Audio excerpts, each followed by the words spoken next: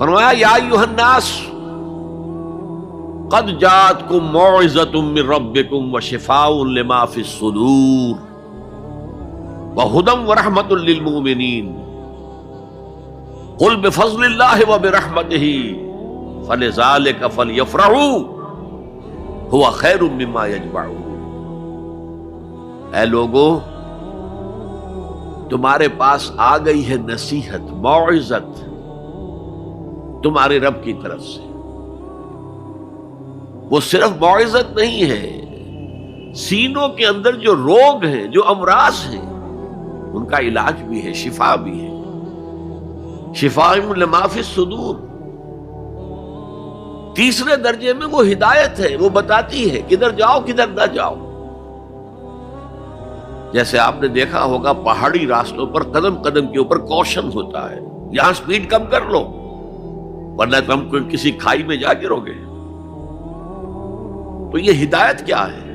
دیکھو ادھر مت جانا، ادھر جاؤ، اگر ادھر جاؤ گے تمہارا سارا معاملہ تلپٹ ہو جائے گا۔ یہ ہے ہدایت۔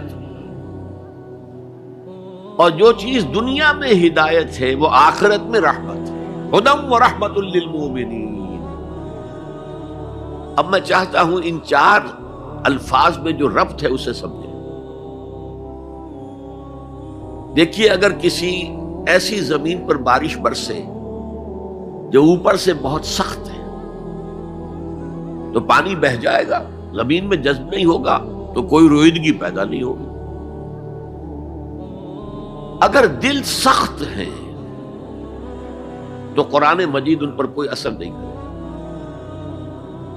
اس کے لیے سب سے پہلے موعظہ کی ضرورت ہے، وعظ کی ضرورت ہے، نصیحت کی ضرورت ہے، تاکہ دل نرم پڑ جائے۔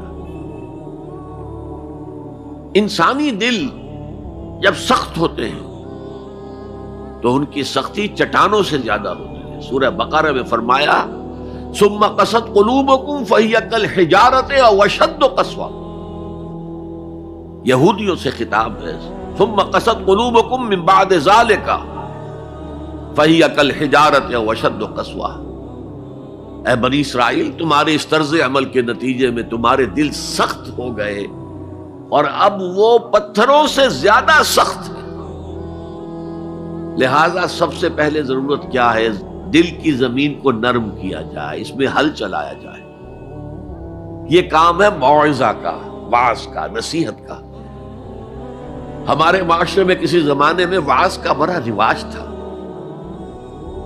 آج کل یہ چیز ختم ہو گئی، بلکہ وعظ کو گھٹیا بات سمجھا جاتا ہے۔ بھائی کوئی عقلی بات کرو، کوئی علمی بات کرو، تم تو وعظ کہہ رہے ہو، گویا کہ وعظ گھٹیا چیز ہے۔ نہیں، وعظ سے دل میں رقت پیدا ہوتی ہے، نرمی پیدا ہوتی ہے۔ تو قرآن مجید ہی سب سے بڑا موعظہ ہے۔ ہم نے بدقسمتی سے کیا کیا، جب وعظ کہے جاتے تھے تب بھی مثنوی مولانا روم سے، ضعیف احادیث سے،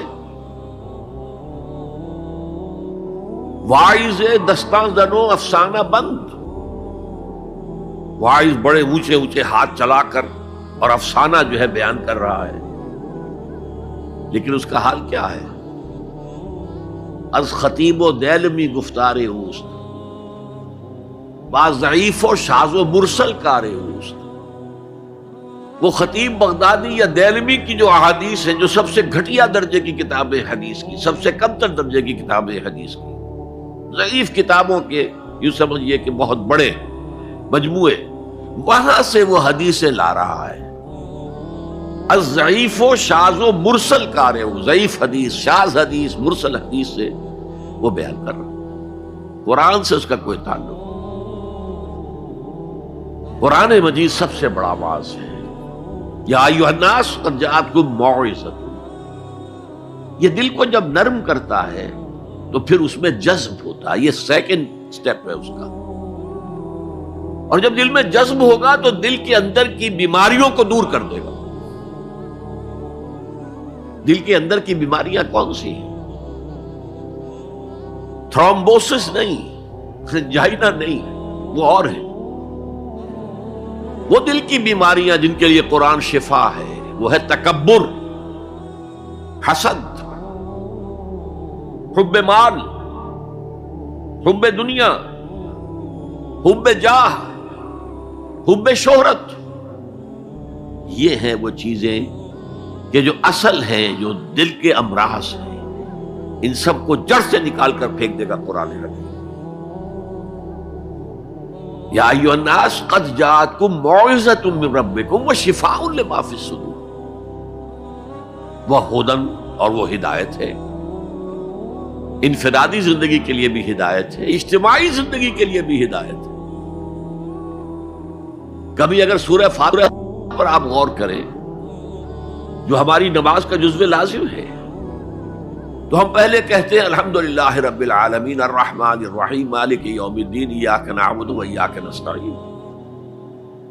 یہ ہدایت تو ہمیں پہلے ہی ملی ہوئی ہے۔ پھر جو ہم کہتے ہیں اہدنا الصراط المستقیم، اللہ کو ہم نے پہچان لیا، اسے رب العالمین مان لیا، اسے رحمان مان لیا، اسے رحیم مان لیا، اسے روز جزا کا حاکم مطلق مان لیا۔